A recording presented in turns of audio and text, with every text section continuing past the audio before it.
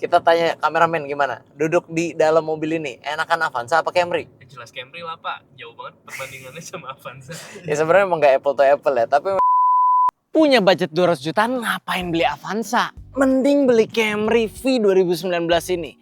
Kami akan berikan alasan 3 hal yang kami suka dan 3 hal yang kami kurang suka dari mobil ini sebagai sedan mewah pada masanya dan bahkan sampai sekarang, walaupun emang sekarang udah ketinggalan zaman sih, udah nggak terlalu dipilih gara-gara nggak praktis, mungkin nggak bisa 3 baris, nggak bisa bawa keluarga banyak, tapi tetap kami punya alasan-alasan yang membuat kalian harus beli mobil nih yang sekarang harganya tinggal 200 jutaan.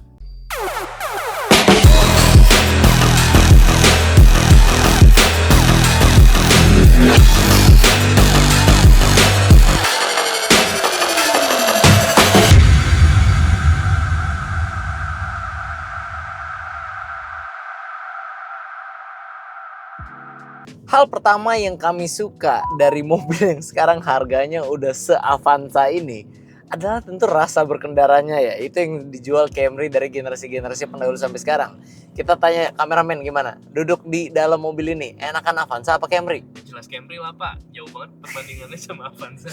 Ya sebenarnya emang gak apple to apple ya, tapi memang ini kita ngasih tahu loh. Dengan harga yang sekarang gak orang-orang sadar udah 200 jutaan. Tapi duduk di Camry ini baik untuk yang driver ya, posisi berkendara ini enak.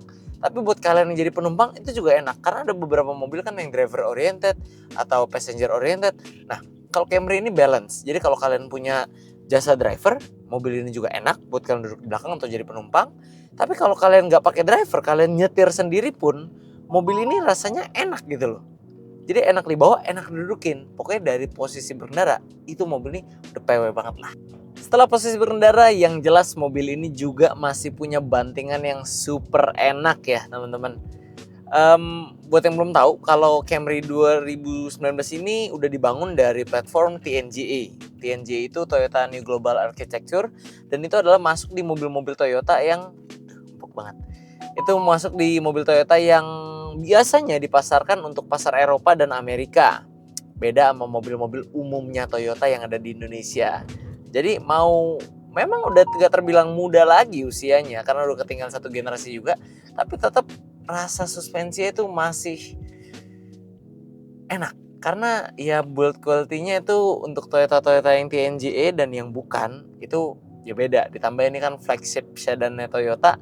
Jadi masih enak gitu loh. Lihat, kita hajar nih speed bump. Tuh, berasa hilang.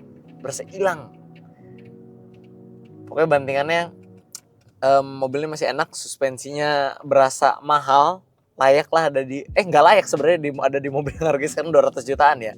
Tapi sekarang kita coba handlingnya. Kalau untuk handlingnya udah jelas mobil ini pasti asik ya. Kita coba set, handlingnya tajam, mantap juga guys itu. Ini mobil makanya Camry itu kenapa bisa salah satu sedan mewah yang paling laku di Indonesia? Karena memang ini mobil perfect banget mau dipakai sendiri atau pakai driver, nyamannya dapat, dibawanya juga mobil ini enak gitu, fun to drive. Jadi overall kalau hal pertama yang kami suka dari Camry 2019 tipe V ini adalah experience berkendaranya. Yang memang walaupun usia sudah tidak lagi muda, tapi duduknya masih nyaman, masih enak. Bantingannya empuk, suspensinya berasa mahal. Sekarang handlingnya pun enak. Jadi dipakai sendiri enak, makanya dengan harganya yang sekarang cuma 200 jutaan. Memang perfect buat kalian yang nyari mobil kedua atau ketiga gitu ya. Mobil buat pakai kondangan atau pakai weekend. Memang mungkin kalau mobil pertama ada hal-hal yang akan kita bahas nanti di belakang. Yang sebenarnya nggak apple to apple banget ya kalau kita bandingkan sama Avanza ya. Emang kita pakai cuma buat thumbnail doang sebenarnya.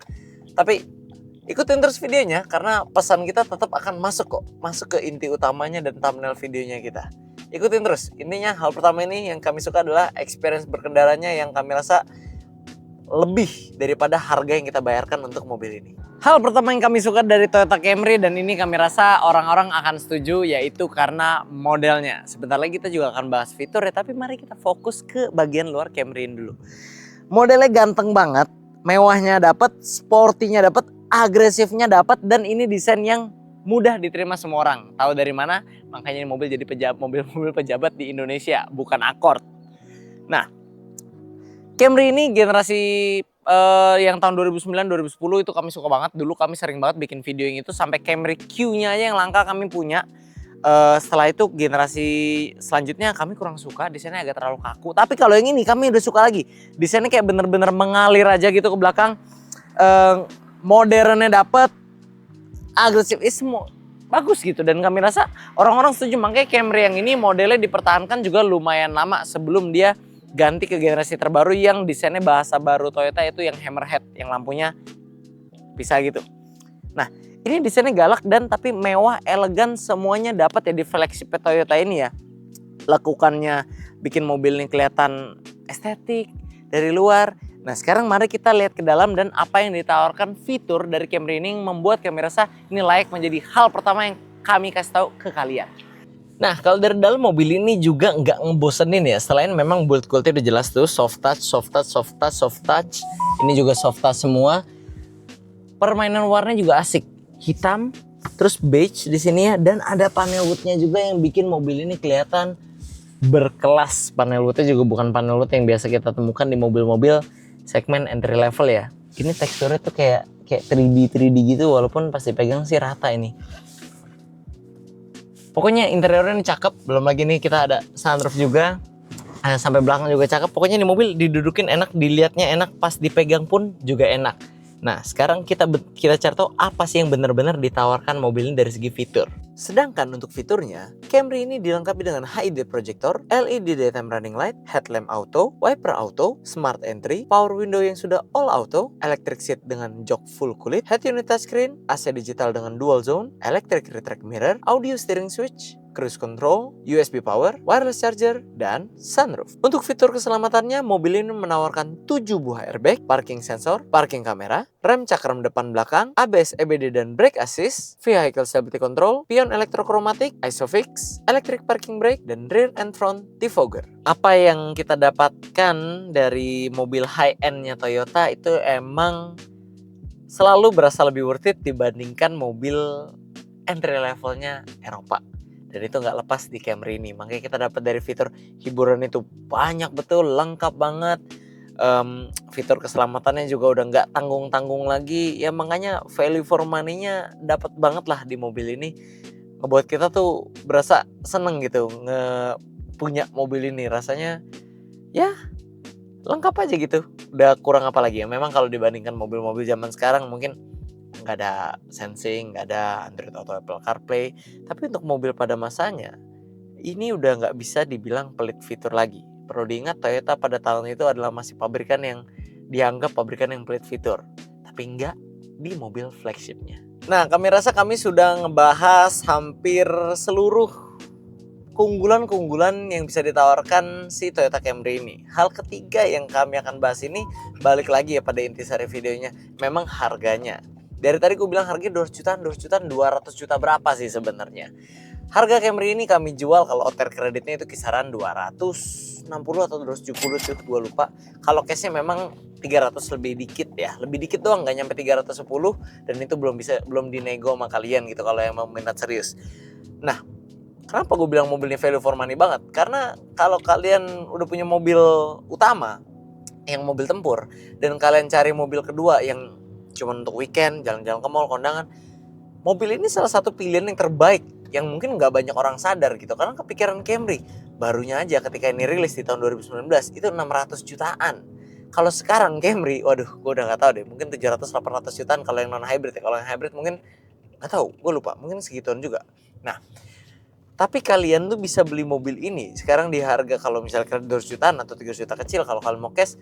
Kalau Avanza baru aja sekarang udah 280 jutaan gitu loh. Jadi kalian bisa mendapatkan mobil dengan segala keunggulan yang kita udah bahas ini, yang memang gak bisa kalian dapetin di rentang harga mobil saat ini ya. 200 jutaan lain tuh atau 300 juta kecil gak ada. Apalagi yang bisa menawarkan apa yang ditawarkan Camry ini dengan rasa mewahnya selevel Camry ini. Gua rasa gak ada, cuman Camry ini doang. Makanya ini bisa jadi pilihan yang sangat menarik, mengingat harganya itu udah sangat terjangkau. Karena kalau mobil sekarang harga 200 jutaan atau 300 juta kecil itu masih mobil umum yang kita sering lihat di jalan ya. Tapi kalau Camry-nya ini kan jarang kelihatan di jalan. Toyota Camry dibekali mesin berkode 2AR FE yang berkapasitas 2500 cc 4 silinder 16 katup Dewa C Dual VVTi segaris. Di atas kertas, mobil ini mampu menyemburkan tenaga sebesar 181 HP pada putaran 6000 rpm dan torsi maksimal di 234 Nm pada putaran 4100 rpm. Tenaga ini disalurkan melalui transmisi otomatis sekuensial 6 percepatan ke dua roda di depan. Nah, hal pertama yang kami kurang suka dari si Toyota Camry generasi ini adalah mesinnya. Jangan salah, mesinnya juga punya reputasi yang badak, awet, dan nggak repot sih perawatannya. Cuman performa yang diberikan dari si Camry 2019 ini cenderung biasa aja untuk mobil di kelasnya. Karena kalau lawan Accord saingan abadinya, dia kalah tenaga, kalah torsi. Kalau bandingin efisiensi bahan bakarnya juga kalah juga sama Accord 1.5 Turbo. Makanya ya nggak salah Toyota memberikan penyegaran teknologi hybrid pada Camry generasi terbarunya ya. Dan yang ini juga sudah ada hybridnya sebenarnya. Cuman yang punya ini yang non hybrid.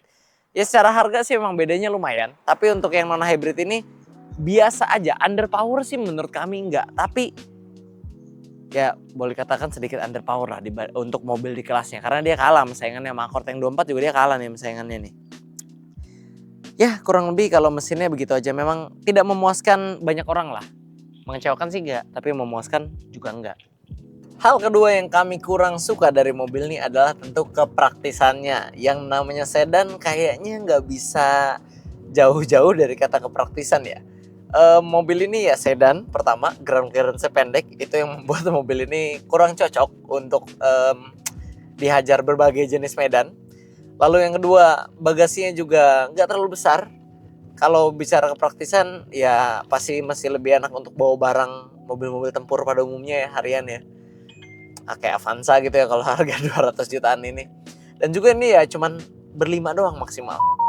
Itu mungkin salah satu poin yang bikin orang mundur kali ya kalau untuk beli Camry. Tapi ya balik lagi, kalau misalnya kebutuhan kalian bukan ke arah sana, tentunya beli Camry ini bisa jadi salah satu mobil yang paling value for money. Tapi memang bukan untuk semua orang, apa karena memang kayak kalau kita lagi naik tanjakan gini jadi ngeri kena ground clearance karena pendek tuh.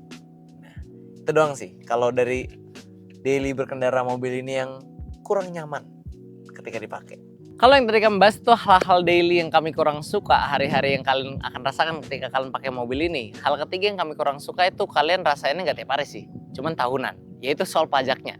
Seperti yang kita tahu, Camry ini mobil mewah dan ini adalah mobil sedan yang mana kategori pajak di Indonesia itu sedikit lebih tinggi dibandingkan mobil-mobil lain. Kami juga bingung kenapa sebenarnya.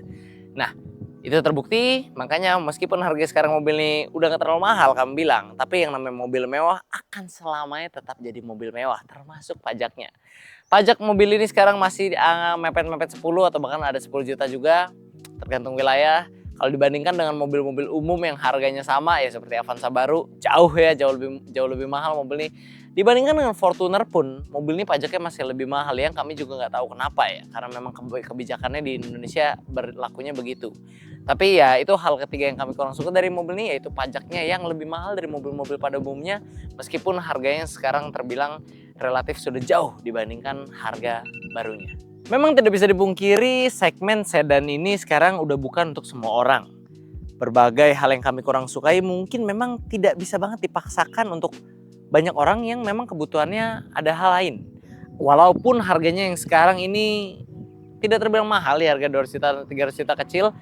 Tapi buat kalian yang memang gak peduli tentang yang ketidakpraktisan atau mungkin mesinnya yang kalah dibanding rivalnya, ini bisa menjadi mobil yang sangat cocok buat kalian pilih dan sangat worth it. Karena value for money dan apa yang ditawarkan mobil ini sangat baik menurut kalian. Gimana menurut kalian? Coba tulis kolom komentar. Oke friends, kayak segitu dulu untuk video hari ini. Kami tentunya masih punya banyak konten menarik dan edukatif lainnya yang akan kami sajikan di channel YouTube kami, yaitu Formula Motor TV. Jadi jangan lupa like video ini bila kamu menyukainya. Dukung kami dengan cara subscribe channel kami dan jangan lupa bunyikan lonceng notifikasi agar kalian tidak ketinggalan update dari kami. Pada akhirnya gue Rainer pamit undur diri dulu, sampai ketemu di video selanjutnya.